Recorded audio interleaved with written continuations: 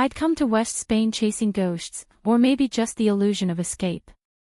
Dad had always called Cadiz his secret heartbeat, a place where the Atlantic whispered secrets to the stone walls of the old city, and the flamenco guitars wailed like lost lovers under the stars. He dragged me here every summer when I was a kid, back when Mom was still alive and our family picnics on the beach involved sandcastles shaped like Confederate forts, ironic, given how much he hated the South's baggage. But after the divorce, after the cancer that took Mom too soon, and after Dad's own quiet fade into early retirement in Savannah, those trips stopped. I stopped everything, really. Buried myself in graphic design gigs for Atlanta startups, swiping left on apps that promised connection but delivered echoes. At 28, I was a freckled mess of auburn curls and unmet expectations, the kind of girl who wore oversized flannel even in July because it hid the soft parts one didn't want anyone to see. My breakup with Riley had been the final straw, 2 years of her drifting towards some tech bro in Silicon Valley, leaving me with a lease I couldn't afford and a phone full of half-cent apologies. So I booked the cheapest flight to Seville, rented a beat-up Fiat, and drove west to Cadiz, telling myself it was for healing. What a joke. Healing in a city where every narrow alley smelled of salt and regret. The cab ride that night was a blur of regret-fueled tequila shots at a tapas bar off Calle Ancha. I'd meant to text Riley one last photo, the silk slip clinging to my skin in the dim light of my Airbnb bathroom, a petty "look what you're missing" before blocking her forever. But my thumbs, slippery with condensation from my glass, hit the wrong contact. Dad's old friend. Magnolia Reyes. I hadn't thought of her in years, not since that awkward family barbecue when I was 16 and she'd complimented my sketchbook with a smile that made my teenage stomach flip in ways I didn't understand yet. The phone buzzed in the cab, and I snatched it up, expecting Riley's snide reply. Instead, holy hell, Gemma. Is this for me? Because if it is, darlin', you've got my full attention. Attached was a selfie of Magnolia, older now, her black hair streaked with silver at the temples, laughing into the camera from what looked like a sun-drenched balcony, a glass of Rioja in hand. My heart slammed against my ribs. Delete. Block. Pretend it never happened. But the cab driver, a grizzled local named Paco with a mustache like a broom, glanced in the rear view and chuckled. Amiga en problemas. Friend in trouble. That's when I saw her number light up the screen again. Hey, no pressure. But if you're in Cadiz like your dad said, come crash at mine. Storms rolling in. Dad said. When had he even talked to her? The rain hammered the roof like accusations, and before I could overthink it, I blurted the address from her text to Paco. 20 minutes later, we pulled up to a whitewashed hacienda on the edge of town, its iron gates creaking open as if they'd been waiting. Magnolia stood on the porch, silhouetted against the warm glow spilling from arched windows, her linen shirt untucked over jeans that hugged her hips like they'd been tailored by the sea itself. At 29, no, she had to be pushing 40 now, but time had been kind, carving laugh lines around eyes the color of aged whiskey. Dad's stories painted her as the wild one, a civil rights lawyer who ditched Atlanta for Spain after a bad divorce, trading courtrooms for olive groves and pro bono work for immigrant families. She's got fire, Gem, he'd say. The kind that burns slow but lights up the dark. You look like you need a drink more than an apology, she said, pulling me into a hug that smelled of lavender and rain-soaked earth. No mention of the photo. Not yet. She led me inside, past terracotta floors and walls hung with faded bullfighting posters, ironic for a vegetarian activist, and into a kitchen where a fire crackled in a stone hearth. The storm raged outside, but here it was cozy, alive.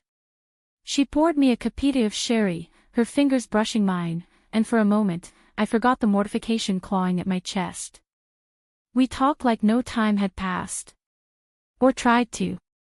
She asked about Dad, how his arthritis was flaring up, if he was still carving those wooden decoys, and I dodged with half-truths about my freelance life. But her eyes kept drifting, soft and searching, and when she finally leaned in, voice low like a confession, that photo. It was beautiful, Gemma. Raw. You. My cheeks burned hotter than the fire. Flirtation. Or pity. I mumbled something about drunk mistakes and bolted for the guest room, locking the door against the thunder, and the pull in my gut that whispered this was no accident. Sleep came in fits, dreams tangled with silk and sea foam, Magnolia's laugh echoing like a siren's call. By morning, the storm had cleared, leaving a sky so blue it hurt to look at. She knocked softly, offering café con leche and fresh churros from the market. No strings, kiddo. But if you need a guide to the real kiddies, not the tourist traps, I'm your woman. There it was again, that drawl wrapping around your woman like velvet. I nodded, too raw to argue, and we spent the day wandering the Barrio de la Vina, her stories weaving through the salt air, how she'd fallen for Spain during a semester abroad, married a local artist who turned out to be more muse than partner, and rebuilt herself here after the ink dried on the divorce papers.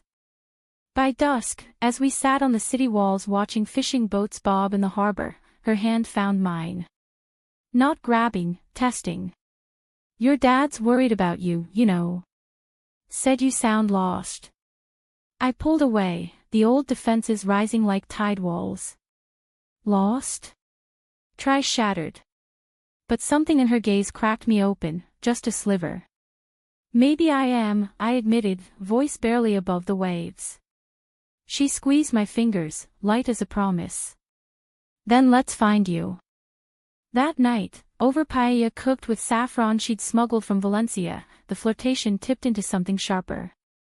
She teased me about my sketches, pulling out my notebook from my bag like she'd been rifling through my soul, saying my lines had the same fierce curve as your lips in that photo. I laughed it off, but heat pooled low in my belly, unfamiliar and insistent. Lesbian. I'd kissed girls in college, chalked it up to experimentation, but this felt like awakening. Magnolia wasn't pushing, she was mirroring, her own stories laced with hints of past loves that blurred gender lines. A girlfriend in law school. A flamenco dancer in Seville. Love's not a label, Gemma. It's a leap. By week's end, the lines blurred further.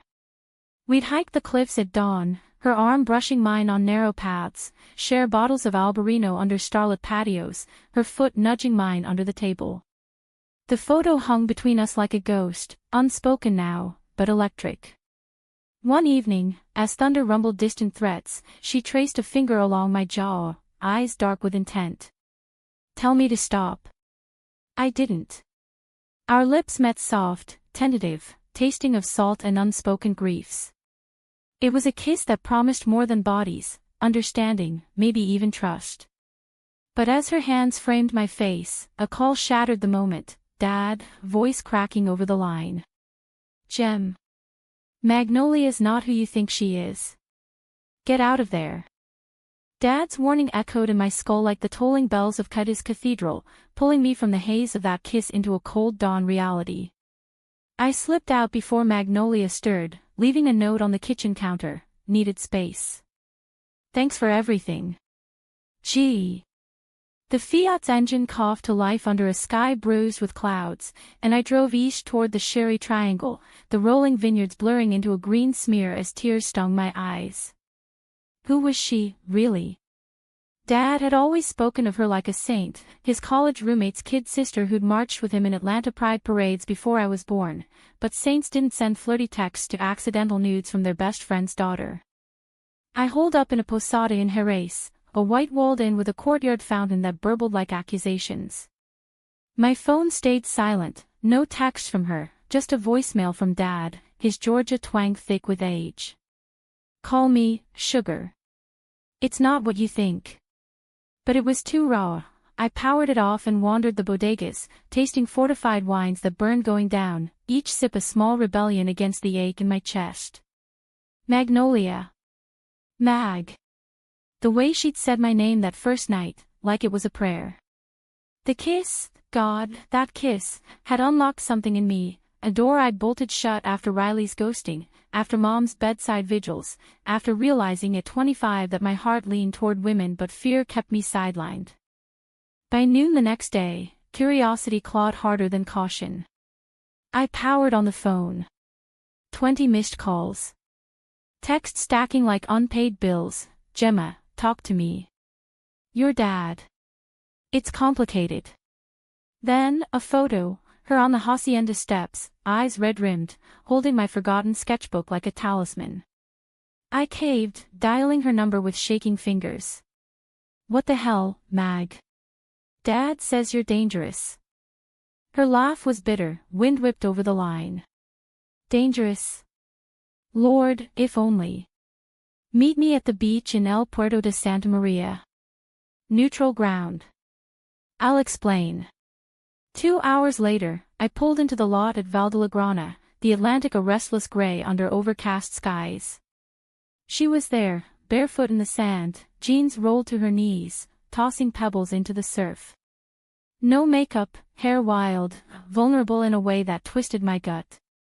We walked in silence at first, the waves gnawing at our heels. Then she stopped, facing me with arms crossed like armor. Your dad and I, we weren't just friends. Not always. The words landed like stones. She'd been 22, fresh out of Emory Law, he, 25, already married to Mom but cracking under the pressure of a closet he couldn't outrun. One drunken night after a rally, they'd crossed lines, nothing sustained, but enough to birth shame that festered. It was a mistake, she said, voice raw. He confessed to your mom years later. They worked through it. But when she got sick, he made me promise, stay away from you. Protect you from our mess. I reeled, sand shifting under my feet. So the flirt. The kiss. What, pity play? Hurt flashed in her eyes, sharp as a slap. No. God, no. That photo. It woke something. You're not a kid anymore, Gemma. You're fire. And yeah, I flirted because I saw you seeing me. But I should have told you sooner. Betrayal burned, layered now, Dad's secrets, her omissions, my own blindness. I turned to leave, but she grabbed my wrist, gentle. Wait. There's more. I'm leaving Spain. Job offer back in Atlanta, pro bono for queer youth. But only if you say it's okay. If not, I'll fade. The conflict tore at me. Run, like always. Or lean in, risk the scars. We drove back to Cadiz in fractured quiet, her hand on the gearshift inches from mine. That night, over Fidua at a hole-in-the-wall off Plaza de los Flores, walls came down. She shared letters from her ex-husband, forgiving, but final, tucked in her glove box like relics. I confessed Riley's abandonment, how it had convinced me love was a luxury I couldn't afford. You're not her, I whispered, our knees touching under the table. You're home. The romance bloomed slow, like the jasmine vines climbing her hacienda walls. Mornings of shared coffee on the terrace, her reading case files while I sketched her profile against the sea. Afternoons exploring the Guadalquivir Delta, her stories of immigrant clients, Syrian families rebuilding in the shadow of Franco's ghosts, mirroring my own uprooted heart. Evenings tangled in conversation, not limbs, her fingers tracing patterns on my palm as we debated Audre Lorde versus James Baldwin, her civil rights fire igniting my quieter passions. But shadows lingered. A week in, Dad called again, voice steel. She's trouble, Gem. Always has been. Come home. I hung up, but doubt seeded. Then came the betrayal that shattered the fragile trust. A package arrived at the hacienda, forwarded from Atlanta. Inside, letters, dozens, from Magnolia to Dad, spanning years. Not love notes, but desperate pleas, help me fight this custody battle. She's using our past against me. Custody. Mag had a daughter. I confronted her in the olive grove at dusk, letters clutched like evidence. A kid? You never said. Her face crumpled, olive skin paling. Lila. She's 8. With her dad here in Spain. The divorce. It got ugly. He accused me of lifestyle choices, code for loving women. I lost primary custody last year. That's why the move back, to rebuild, get her stable. Tears tracked her cheeks, and mine joined, hot and furious. You lied. By omission. How can I trust? Because I was scared, she cut in, voice breaking. Scared you'd see me as broken.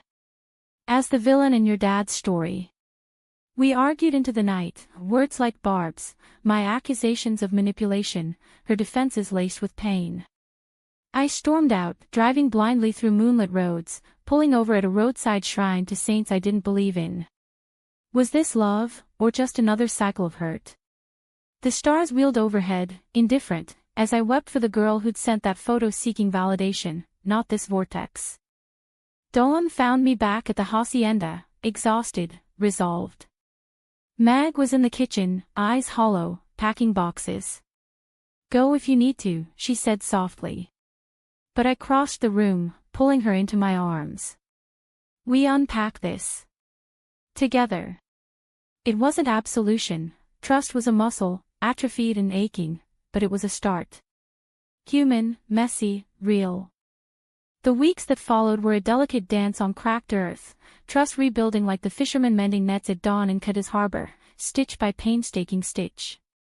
Magnolia postponed her Atlanta flight, citing loose ends, but we both knew it was me, the pull of possibility, the fear of what we'd lose if we let go.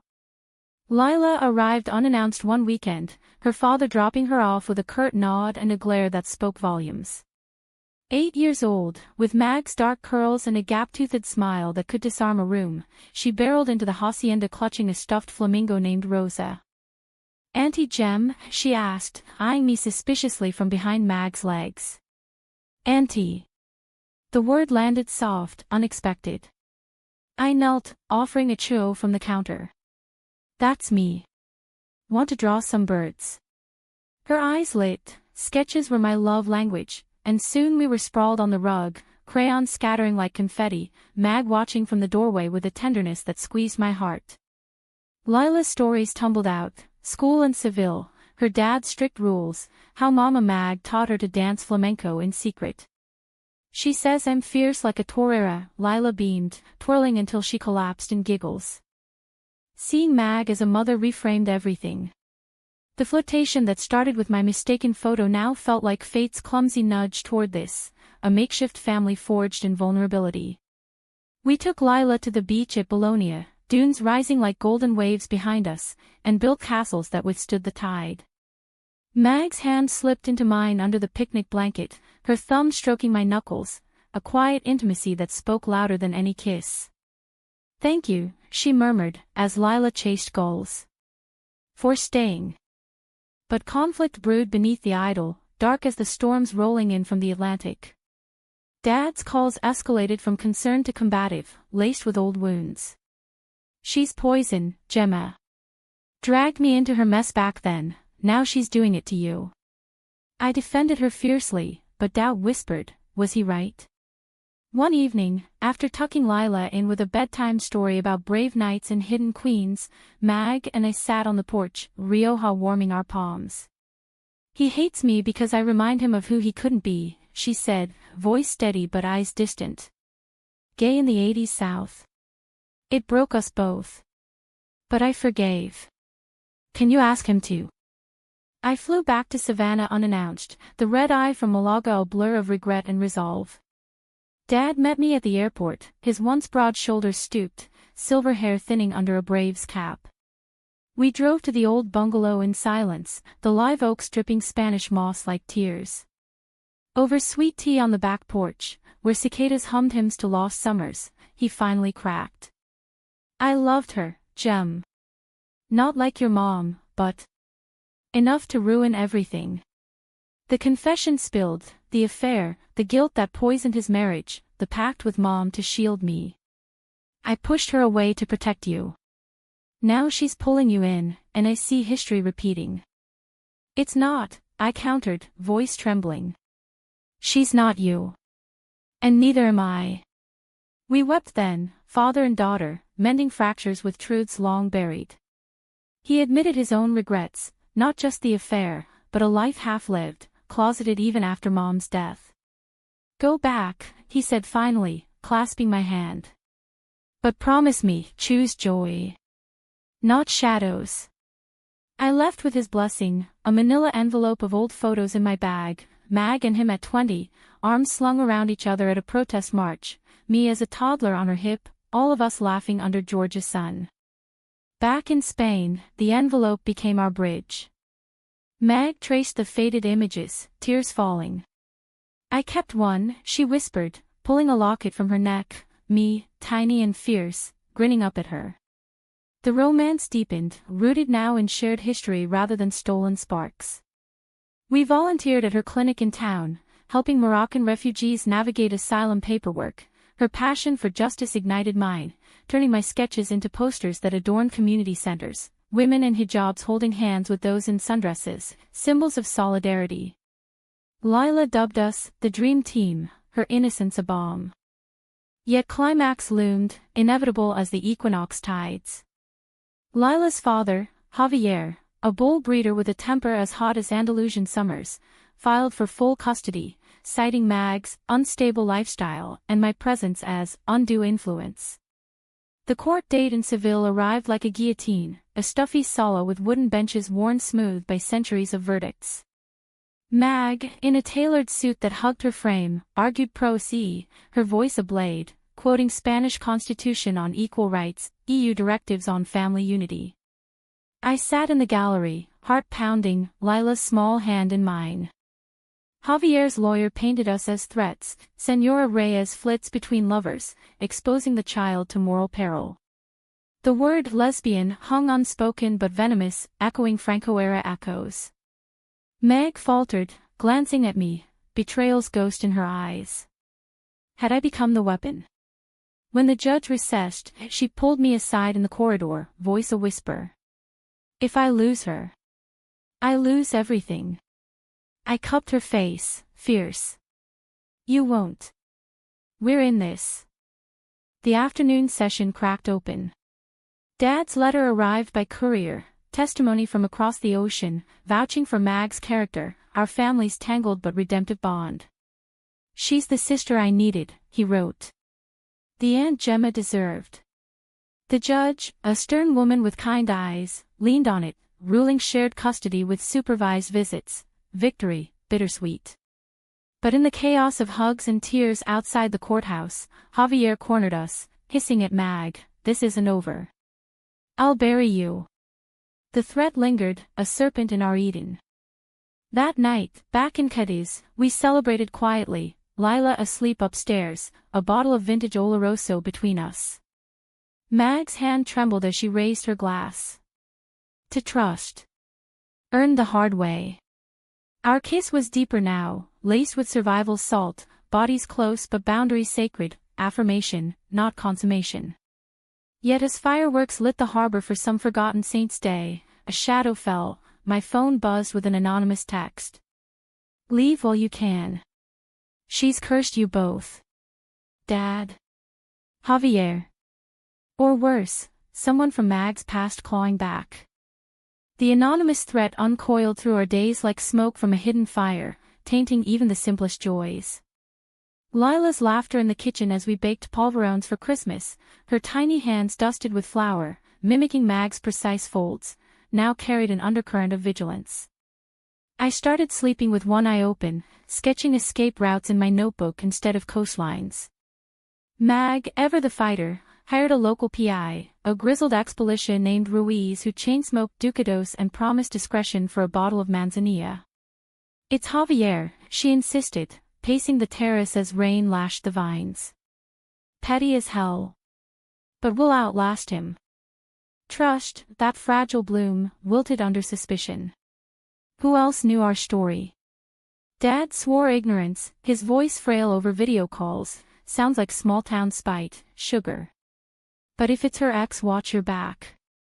I flew him out for a week, a reconciliation pilgrimage, father and daughter strolling the Ramblas, him marveling at the Moorish arches while Mag played gracious host, their old wounds cauterized by time and tequila.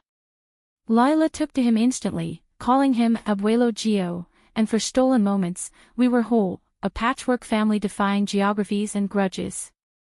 But the notes escalated. One slipped under the hacienda gate, she'll drag you down like she did me. Attached, a grainy photo, Mag, younger, arm in arm with a woman I didn't recognize, both laughing in a Barcelona bar. I confronted her gently, over cafe in bed, our mornings now ritual, sheets tangled from talk, not passion. Who was she? Mag's face shuddered, then softened. Elena. My first real love. Artist, like you. We burned bright, then she left for Berlin. Said I was too rooted. The vulnerability cracked me, her, the unbreakable advocate, admitting fear of abandonment. You're not rooted, I said, lacing our fingers. You're home. The climax crashed on New Year's Eve, the city alive with petardos and palls. We'd planned a quiet cena at home, Lila in a flamenco dress twirling to Rosalia on the stereo, but Javier showed, uninvited, pounding the gate like Judgment Day. Ruiz had tipped us, he'd been seen in town, riled by a custody appeal denial. Mag barred the door, me dialing the guardia, Lila wide-eyed in my arms. Papa's mad, she whimpered. Through the wood, his voice boomed, open up, puta. You think you can steal my daughter with your American whore? The slur sliced, but Mag's roar back was thunder, go to hell, Javier. She's ours, equal, under law. He lunged as the gate gave, Ruiz tackling him into the mud just as sirens wailed. Chaos, blue lights flashing, Lila sobbing into my shoulder, Dad shielding us on the porch with a fireplace poker like a relic from his youth. Javier spat accusations, Mag's deviant friends, my seduction, but the officers, two women with weary sympathy, cuffed him for threats and trespass. As they hauled him away, he locked eyes with me, she'll betray you. Like everyone. In the aftermath, the hacienda felt hollow, echoes of violence lingering like smoke. Lila clung to Mag that night, nightmares chasing her into dawn. Dad extended his stay, his presence a steady anchor, teaching me chess on the terrace, whispering to Mag over brandy, we were fools once. Don't let it define us. The PI traced the notes to Javier's farmhand, a bitter ex-employee paid to stoke the fire. Charges stuck, a restraining order followed. But the real unraveling came internal. Mag, hollowed by the siege, confessed over a midnight walk on the cliffs. I'm poison, Gemma. Dad was right. I draw trouble. No, I fierce whispered, pulling her to face the sea. You're survivor. And so am I. The betrayal she'd feared, her own doubt, nearly broke us, but we chose then, therapy in Seville, a queer counselor with a no-nonsense Andalusian lilt who unpacked our traumas like suitcases. Sessions bled into growth, Mag reclaiming her narrative, me owning my queerness without apology. We planned a life, her Atlanta job deferred, a graphic design co-op in Cadiz blending my art with her advocacy. Lila thrived, her drawings now adorning our fridge, families of all colors, holding hands against storms. Spring unfurled in blossoms and breakthroughs. Dad returned home lighter, promising visits, Javier faded to supervised shadows. Our love, tempered by fire, deepened into something profound, walks where hands swung free, not hidden, shared dreams whispered in the dark, adopting a rescue dog named Sal, Lila's first sleepover with school friends. The photo that started it all. Framed now in my studio, a talisman of mishaps turned miracles. One golden afternoon on those same cliffs, the dramatic perch where trust teetered, we paused, wind tugging our hair. Mag knelt, not in proposal but promise, pulling a simple silver band etched with olive leaves. Not marriage. Not yet. But partnership. Understanding. Trust. Tears blurred the ocean, I slid it on, our foreheads touching. Yes. To all of it.